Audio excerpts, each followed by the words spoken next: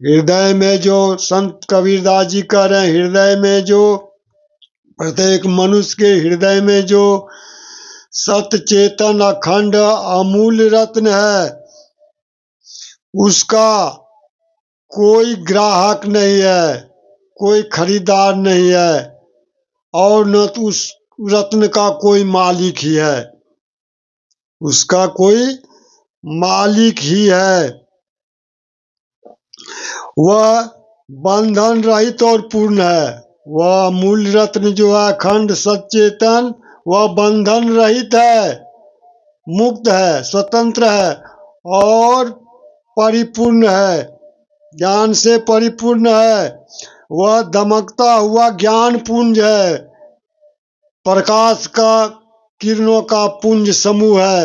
वह दमकता हुआ ज्ञान पुंज है, प्रकाश के किरणों का पुंज है, चमकता हुआ ज्ञान पुंज है, जिसका तेज दसों दिशा द्वारा बिखरा रहा है।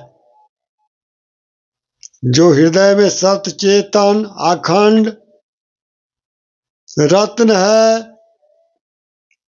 उसका कोई खरीदार, ग्राहक और मालिक नहीं है। वह जो है दमकता हुआ ज्ञान पुंज है, जिसका तेज प्रकाश दसों दिशाओं में बिखरा रहा है।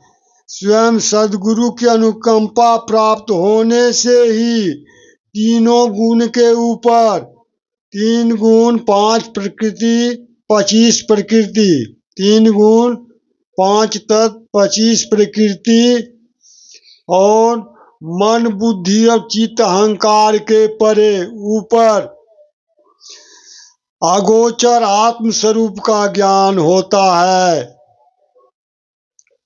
वो सचेतन अखंड जो दसों दिशा में प्रकाश पुंज बिखर रहा है, वो गुरु की अनुकंपा से, कृपा से 3 गुण के ऊपर 5 तत्व 25 प्रकृति और मन बुद्धि चित्त और अहंकार के परे अगोचर आत्म स्वरूप का ज्ञान होता है। जब वासना रूपी वृत्ति आत्म स्वरूप में विद्वान हो जाती है तो सहज ही समाधि लग जाती है। यहाँ संत कबीरदास जी बता रहे हैं, जब वृत्ति वासना रूपी वृत्ति जो है आत्म स्वरूप में विद्वान हो जाती है तो सहज ही समाधि लग जाती है और स्थिति भी उन्मुनी हो जाती है। अर्थात वासना रूपी वृत्ति जो है स्वरूपकार हो जाती है। वासना रूप जो वृत्ति होती है, वासना रूपी वृत्ति, वो स्वरूपकार हो जाती है। तब उस समय आत्म स्वरूप चेतन रूपी राम भी नित्य हो जाता है। समाधि की अवस्था में जब जाते हैं तो उन्मुनी भी हो जाती है, प्राप्त हो जाती है और वृत्ति स्वरूपकार हो जाती है।